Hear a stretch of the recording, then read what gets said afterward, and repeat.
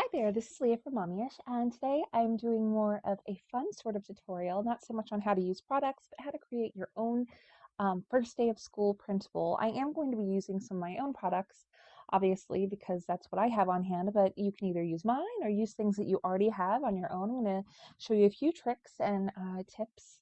This is going to be a longer tutorial maybe than usual, but I think you guys will have fun.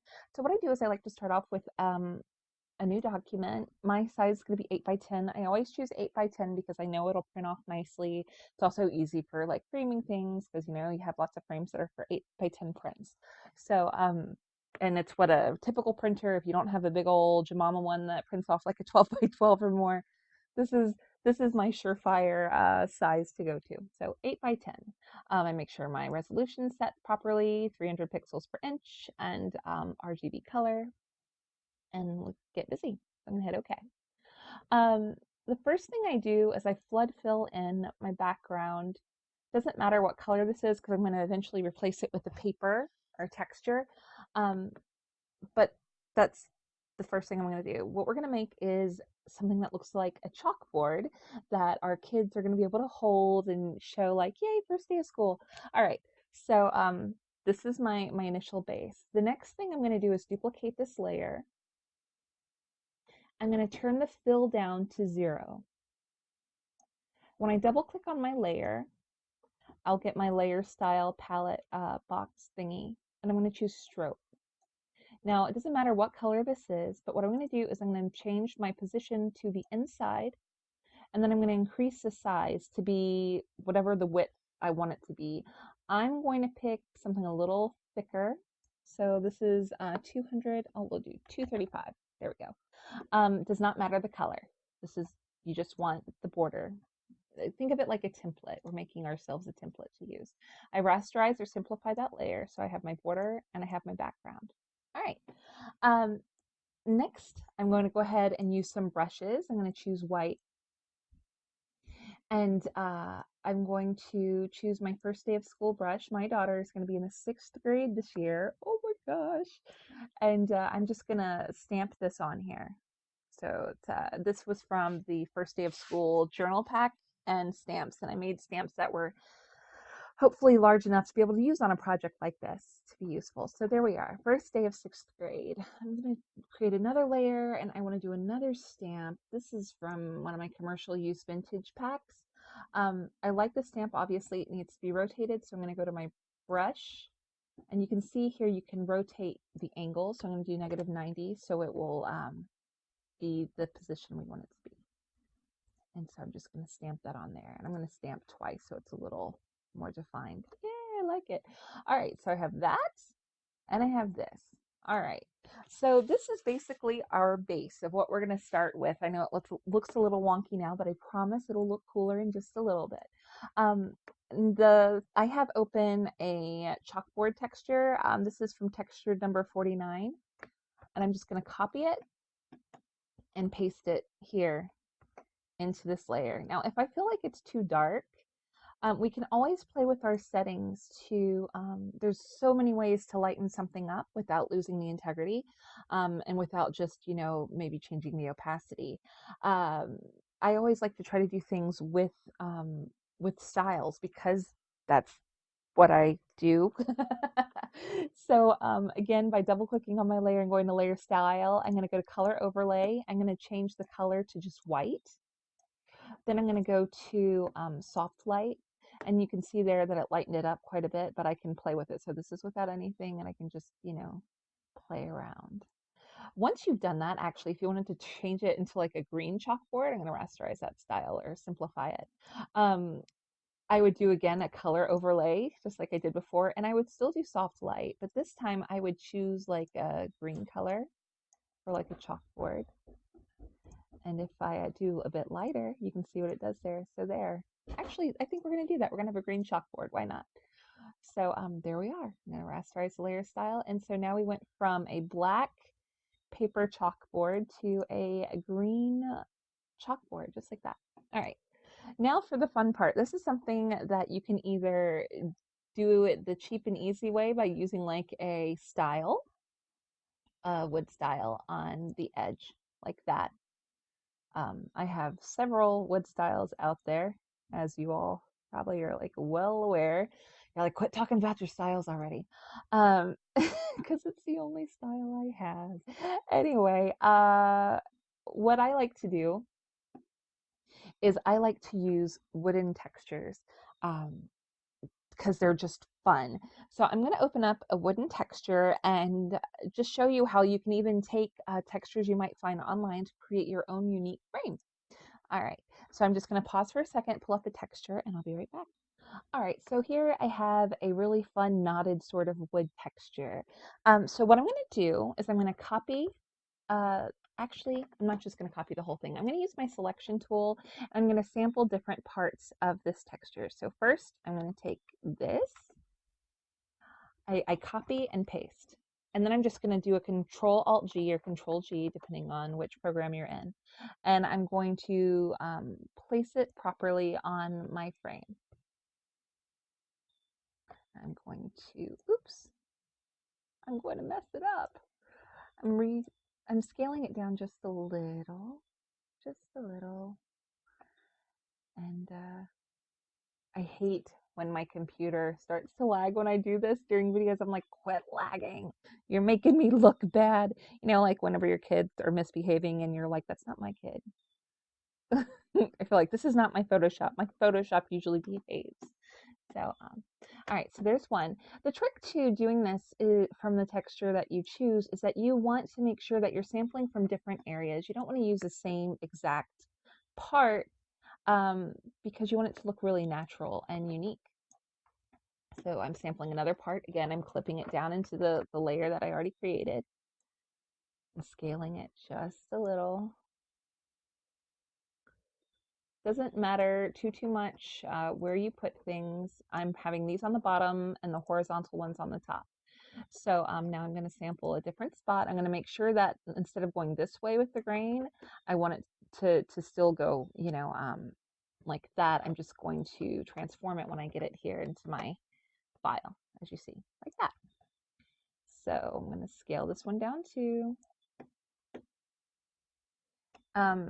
It is important with this to make sure that at least it goes from edge to edge. You don't want it to be too small. Wow. Ah, what is it doing? Stop. You're 80%, why not? All right, so I'm gonna, ooh, isn't that a really pretty knot like right there? So that's gonna go there. And one more piece if Photoshop is willing and quits being mean to me. All right, I'm gonna take that piece there. Oh yeah, and I need to clip that down, my bad. Just like that. All right. This is where the magic happens. I'm kidding. I am such a dork. Oh my gosh. I'm going to tell my husband I need a new processor. All right. I think that's going to be enough once Photoshop decides to agree with me again. Oh my gosh, did you see what it did? I swear I didn't do that. I'm like, I swear it wasn't me. And that wasn't my phone trying to text. There, I want that spot right there. All right. We're going to apply that and clip it. That took way longer than it should have, but hopefully you guys will forgive me. Now for the fun part. All right. A lot of times we see tools and we don't use them.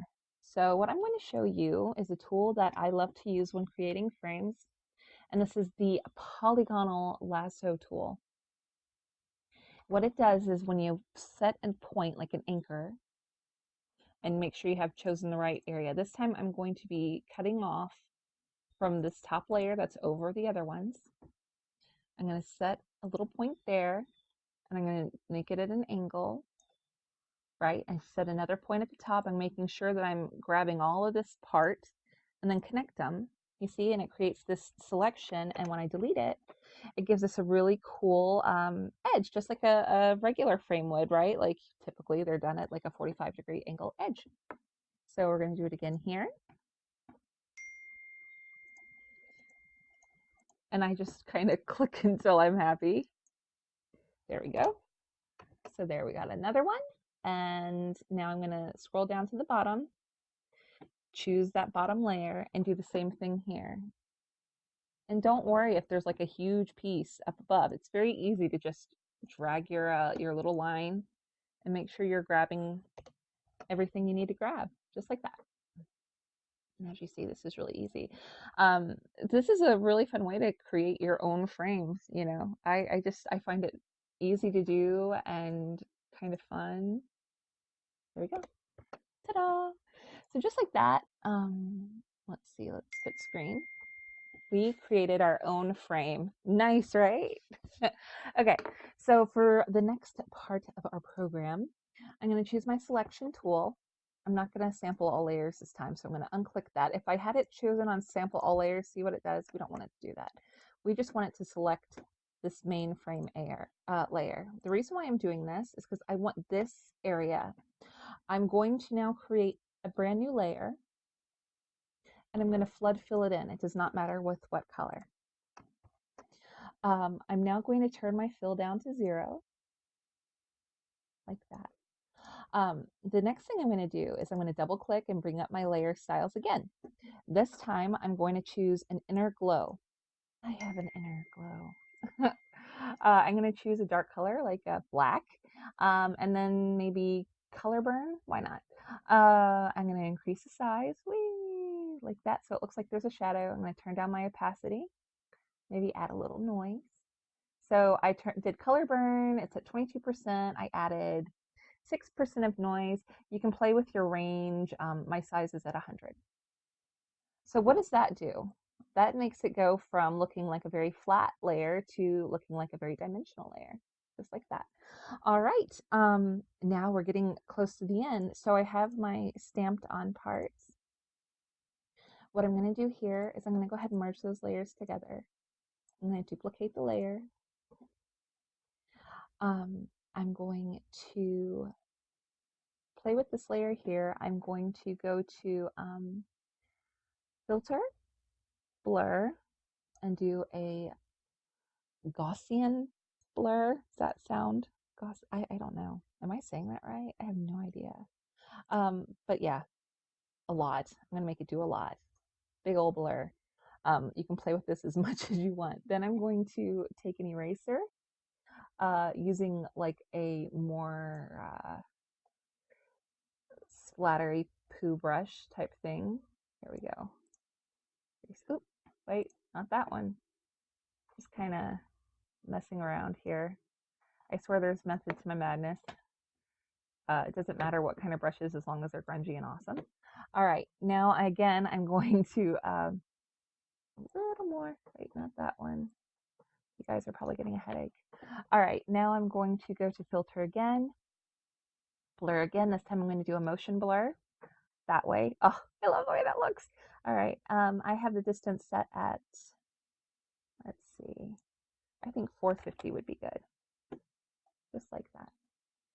So now it adds just a little extra sort of, I don't know, like it's rubbed on. I don't know. There's something about the way that looks that I like it better. You might not. You can skip that step. And then the last thing I'm going to do is apply a style. Actually, I didn't need to apply a style because I already did it on the brushes, so you don't need it anymore. So as you see there, it's already, you know, it looks like it's been stamped on. You can add more or less distressing to it by using erasers, especially erasers that might not be as like thick or solid. Misting erasers are always, or brushes are always fun to use an eraser as an eraser. So there we go. I have this brand new little printable. This is 8x10, 6th grade, and I'm going to print it off for my daughter to hold and be all happy. Oh, another fun thing. Let's say you wanted to play with the color of your wood frame. It's really easy to do. If you go to your adjustments, what I like to do, I like to keep my wood color itself. I tend to play with levels a lot, and I make sure that I clip that to the layer and just kind of play around like if I wanted it to be a bit of a lighter frame. I know it looks a little orangey, but I'll show you. You can really play around with it a lot to get a look that you want. So if that's a little too saturated, then I add another adjustment layer with hue and saturation. Again, I clip it to the layer, and I'll just turn the saturation down a little bit if I felt like it looked a little too orangey. So, or you can even play with the hue itself. Look, I can make it any color I want. But anyway, that's it for the tutorial today. I hope you like it, your little printable, and that this has been helpful. Have a great day. Bye bye.